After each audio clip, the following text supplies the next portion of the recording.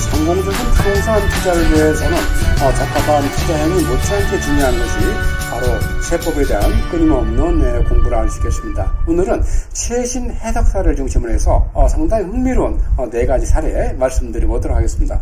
첫 번째는 이제 상생임대주택에 관한 내용이 되겠습니다. 상생임대주택에 관한 내용인데 공동명의자가 임차인에 들어왔을 경우에요.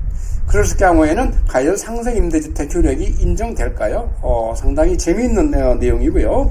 자, 두 번째에 부부간의 증여가 일어났는데 그 증여일로부터 5년 내에 다시 자녀한테 재증여가 일어났을 거예요. 증여받은 자녀가 이 주택을 양도할 때 과연 이 자녀의 주택 취득 가액은 어떤 걸로 볼 것인지 하는 내용이 되겠습니다.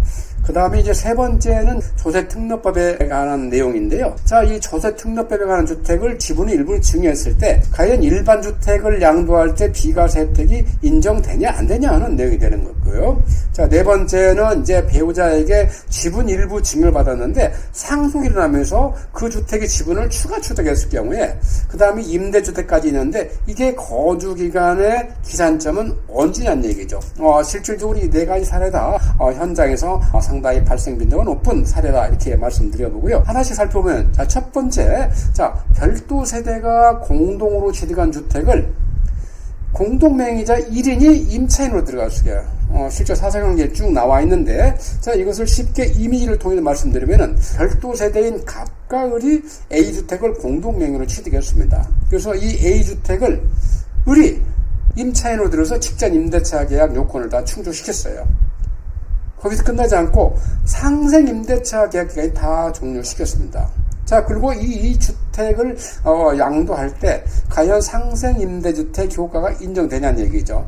그걸 2년 거주기간 면제 효력을 주냐는 얘기가 되겠습니다. 자, 이런 내용에 대해서는 과연 어떻게 답을 할 수 있을까요? 자, 기획재정부에서는 명쾌하게 답을 하고 있습니다. 자, 이런 경우에도 즉 공동명의자 중 1인이 임차인으로서 있다 하더라도 직전 임대차 계약과 상생 임대차 계약 요건마다 충족하면은 상생 임대차 계약의 효력을 인정해준다. 다만 이게 중요한 부분이 되겠습니다.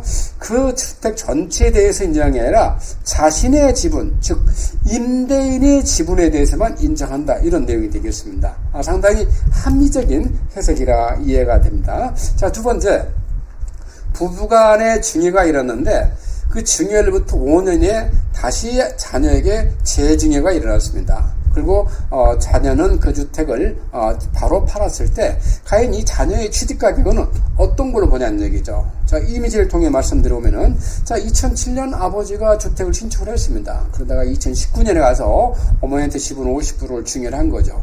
자, 그런데 2022년까지는 증여 이월 과세가 5년이었습니다. 근데 이제 2019년부터 5년이 안 된 시점에 어머니가 다시 자녀한테 지분을 다 양도를 하고 피치 못할 사정으로 자녀는 이 지분을 받자마자 양도를 했습니다. 자, 이럴 때 아들의 이 취득가액은 뭘로 보냐는 얘기죠.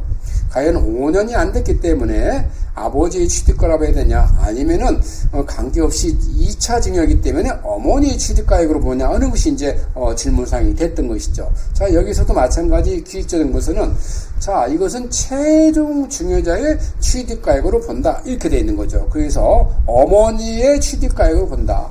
그만큼 자녀는 양도세가 줄어드는 효과가 있다라고 말씀드려 볼 수 있겠죠. 자, 세 번째는 조세특례법에 관한 내용이 되겠습니다. 우리가 조세특례법 주택은 조특법상 한 13가지 사례가 있는데요. 그 중에서 이제 이번 사례는 92조의 2에 해당되는 내용이 되겠습니다.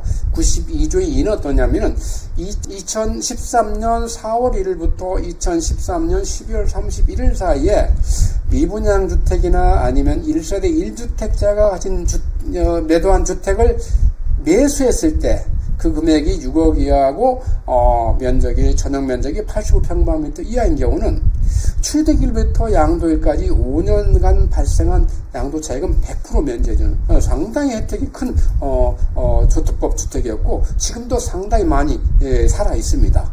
이 주택에 대해서는 증여가 일어나면은 어떤 효과가 있냐는 얘기. 조특법상의 주택은 굉장히 해석을 엄격하게 합니다. 그래서 이 조특법상 주택의 증여나 상속이 일어나도 인정을 안 해줍니다. 그 효력이 없어져 버려요. 그런데 일반 주택은 어떻게 되냐는 얘기죠. 우리가 조특법상의 주택의 혜택은 뭐가 있습니까? 딱 두 가지가 있죠. 첫 번째는 뭐냐? 조특법상 주택과 일반 주택이 있을 때 일반 주택을 양도할 때는 이 조특법상의 주택은 없는 걸 본다는 얘기죠. 그래서 이제 비과세 혜택을 받을 수 있다는 거고요. 두 번째 혜택은 조특법상의 주택 자체를 양도할 때는 중과 대상으로 보지 않는다. 이런 혜택이 있는 것이죠. 자, 실질적으로 사례를 말씀드려보면은, 자, A주택을 제가 이제 가지고 있는데, 비분양권, 조특법상 92의 2조 2에 해당되는 우리가 분양권을 취득했습니다. 자, 우리 이 분양권의 일부를 증여를 했어요. 자, 그 상태에서 이제 이 분양권이 주택이 완공됨에 따라서 이 주택에 입주하고 기존의 A주택을 양도를 하는데, 자, 이때 우리가 실질적으로 과연 비과세를 받을 수 있냐 없냐는 얘기죠. 아까 말씀드린 대로 조특법상 주택은 일반 주택의 비과세 혜택과 당해주택의 중과 면제 혜택이 있다고 그러는데, 이 증여가 일어났으면 또 인정해냐는 얘기죠. 그래서 실질적으로 상당히 혼돈이 될 수 있는 사례인데 명쾌하게 인정해준다고 그랬습니다. 다만 조특법상 주택 자체를 팔고 난 양도 차익에 대해서는 증여나 상속도 인정되지 않습니다. 원래 취득자의 그 지분에 해당되만 인정한다. 이렇게 이해하시기 바라겠고요. 자, 네 번째는 이제 배우자로부터 지분 일부를 증여받아서 공동명의로 가지고 있었는데 추가 상속이 났을 경우에 거주기간 통산 여부입니다. 자, 우리가 거주기간, 거주주택 말대로 하면 뭘 생각했나요? 임대주택이 끼었다 생각하시면 됩니다. 예, 실제 이미지를 통해서 말씀드리면, 자, 거주주택에서 20년간 동거를 하다가, 자, 지분 증여가 있었습니다. 이제 그 상태에서 우리가 임대주택 하나 취득해서 가지고 있었던 거예요. 그래서 이제 거주주택과 임대주택이 있는데, 자, 이 상속에 따라서 이 거주주택이 상속주택도 변모가 된 거예요. 자, 있을 때 이 거주주택의 거주기간은 어떻게 하냐는 얘기죠. 과연 통산하냐? 아니면은 증여로부터 보냐, 아니면 상속일로부터 보냐. 실제 세금에서는 굉장히 중요한 요소가 되는 것이죠.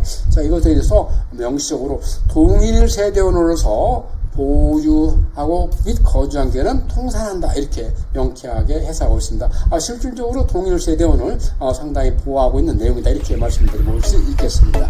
자, 오늘은 부동산 성공 투자를 위해서 하나 필수적 요소 중 하나인 부동산 세법, 상당히 재미있는 유익한 4가지 사례 말씀드려봤고요. 부동산 관련 세금이나 매매 임대 궁금한 사항이 있으면 언제든지 저희 개포 행복부동산 연락 주시기 바라겠습니다. 감사합니다.